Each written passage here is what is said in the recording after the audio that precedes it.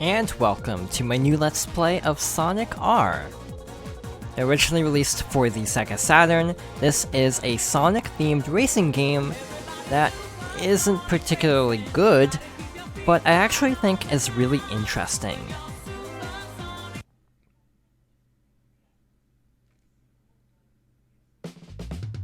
First of all, there are a few different modes, but I want to focus on the Grand Prix mode. There are 9 characters in total, with 5 of them being locked at first, so out of this initial lineup, I think I'm going to play as Tails. And there are 5 courses in total, with only 4 available at first, so we are starting out with Resort Island.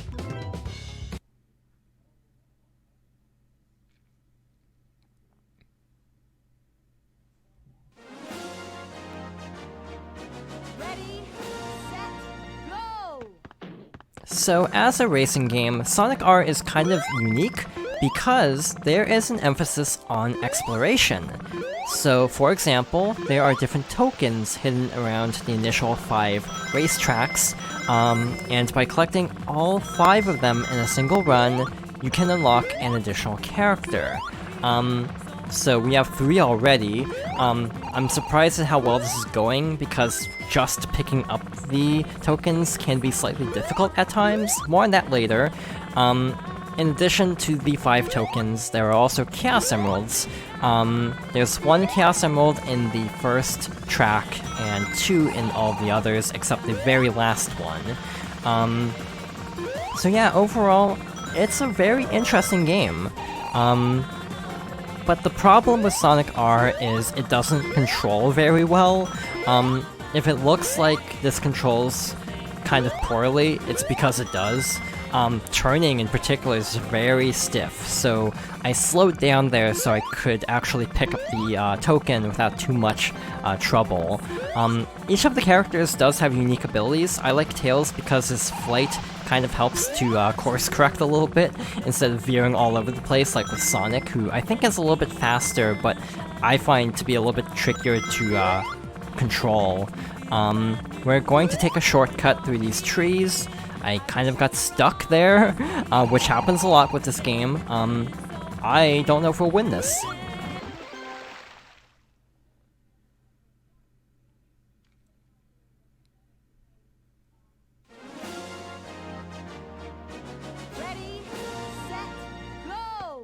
Either way, we did collect all 5 tokens, so we have a race with our first unlockable character, Metal Sonic.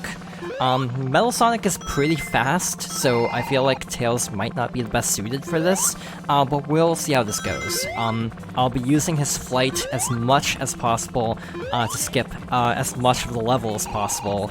But yeah, each character has different abilities. Sonic can double jump. Knuckles can glide, Amy has a car with a speed boost by collecting enough rings, and I think Eggman can fire a rocket out of his hovercraft when collecting enough rings. So I do like how all of the different characters have unique attributes, even if it does mean it's a little bit unbalanced, I think. I do feel like Eggman and Amy are inherently slower because they can't jump and skip as many obstacles. But they do have other strengths to make up for that. So yeah, so far so good. We're almost to the end of this challenge race, and if we can stay in first a little bit longer, we will unlock Metal Sonic. This is gonna be close.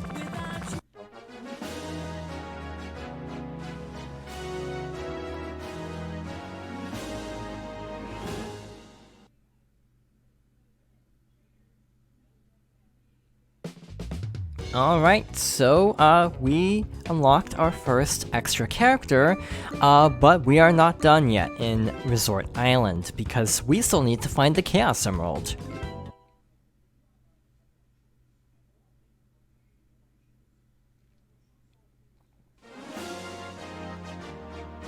Ready, set, go! So something worth pointing out is how there are 3 versions of this game. The original Saturn release, the PC version and the GameCube and PS2 version via the Sonic Gems collection. This is the Gems collection version, by the way, which is based on the PC version.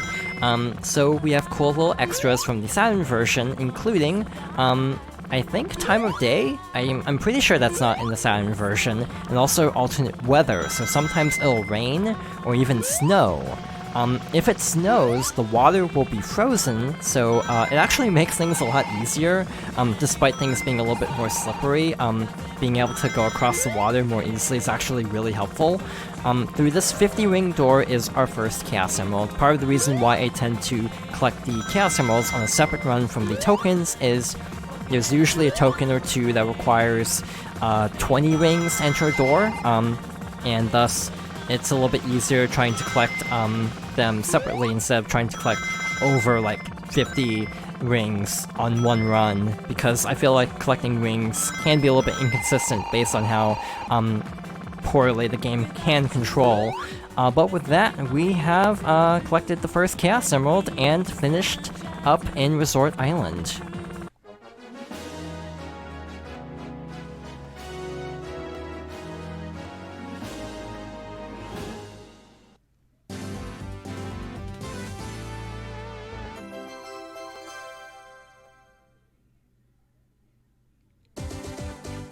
Alright, not too bad.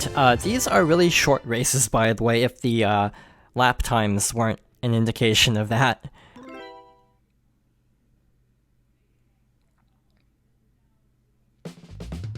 So next up is the second course. We'll be sticking with Tails, and we'll be going to Radical City.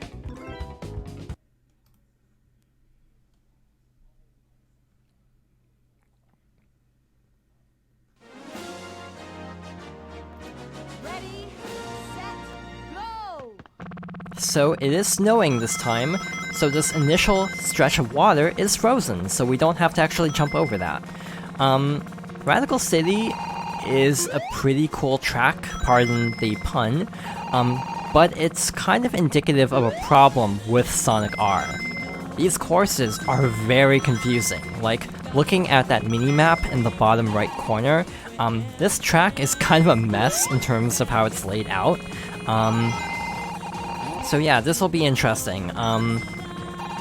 Also, I feel like the ice physics are not helping whatsoever, but we have half of the tokens and a comfortable lead.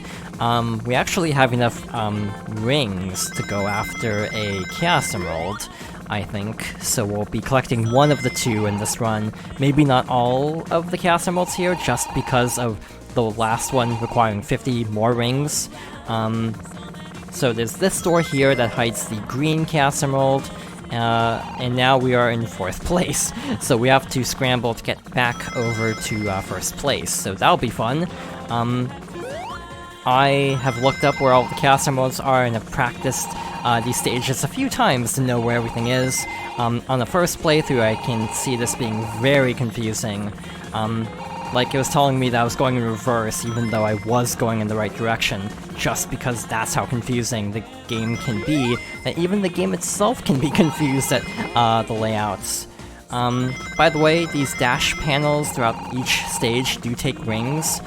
Because I'm really far behind, I am going to use those 50 rings to catch up instead of to collect the final Chaos Emerald.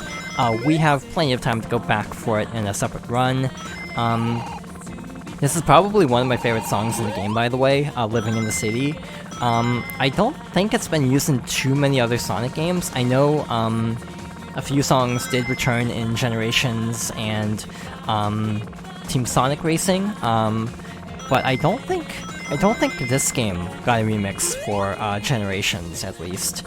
Alright, so we are in good shape. Okay, now we have enough rings, but we have definitely passed up the Emerald. Just to make sure, I am going to take this dash panel, and we are good to go.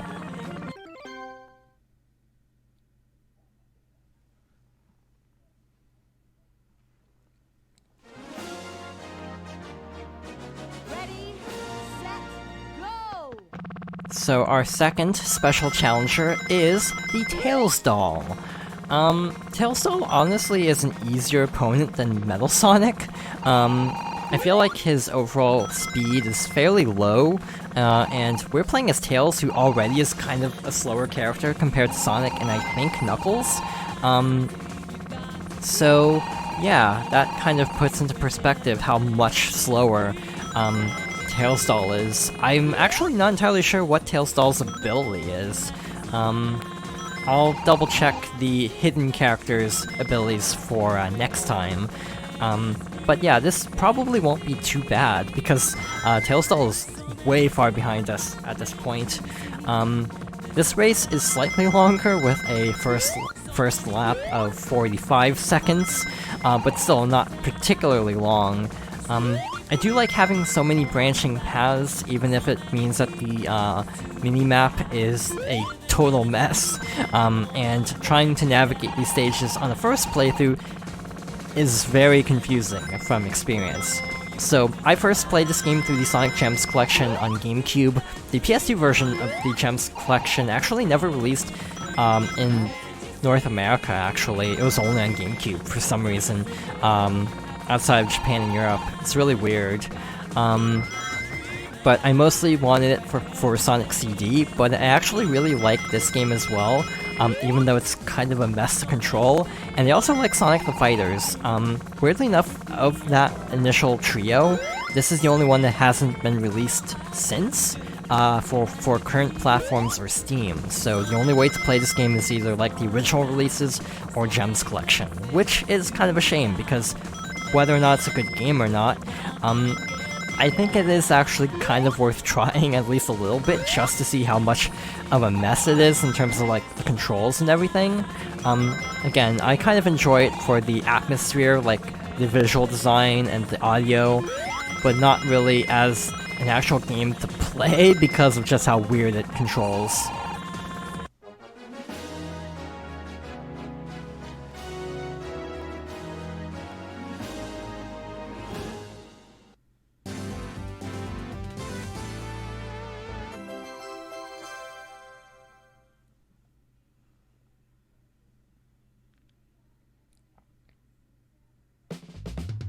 But we are still not quite done with Radical City, because there is still the second Chaos Emerald.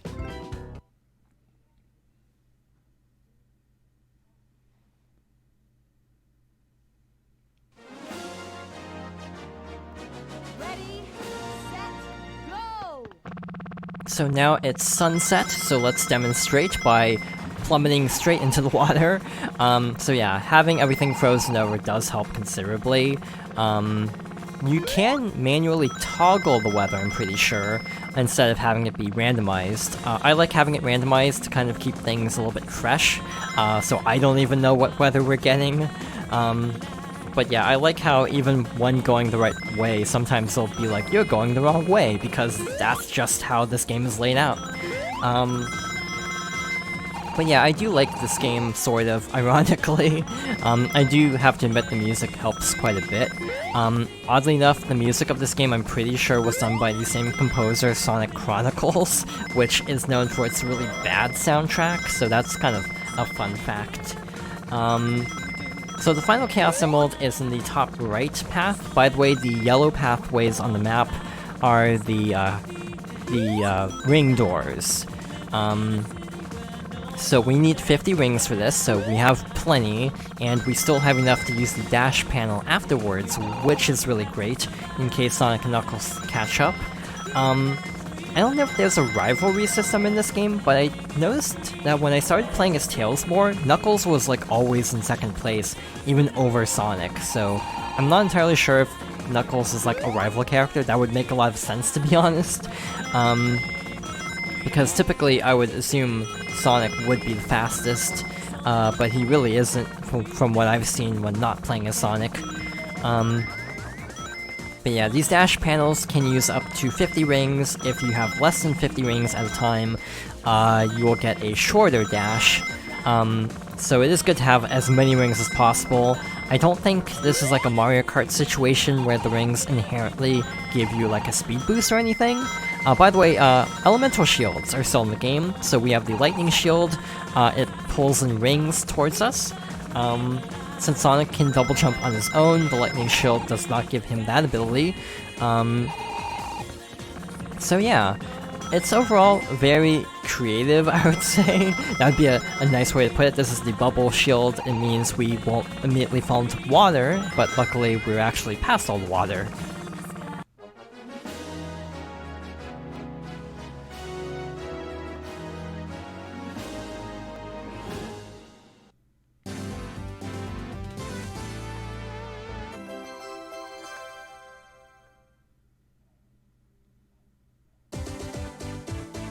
Alright, so with that, we are done in Radical City.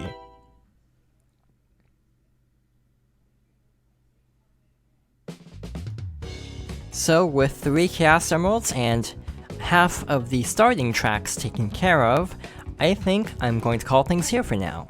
So thank you for watching, and I hope you'll join me next time for more Sonic R.